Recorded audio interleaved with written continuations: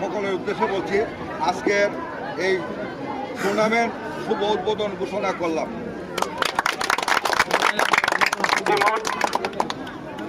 ইতিমুহূর্তে এই টুর্নামেন্টের উদ্বোধনের সভাপতিত্ব করলেন জনাব মোহাম্মদ সার্জেন্ট শফিক সাহেব, জাতীয়তাবাদী বিএনপির, এবং কমিটি বক্সে সবাইকে আহ্বান জানাচ্ছি আমরা মুরব্বীগণ এবং অতিরিক্ত লোক যারা আছেন আপনারা।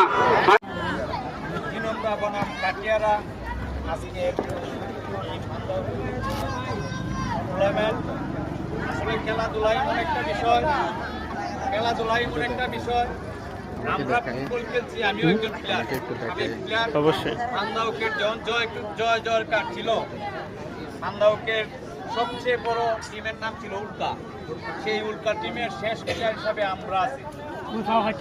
আমি এই অর্থ এলাকার এমন কোনো মাঠ নাই যে ফুটবল আমরা খেলি না।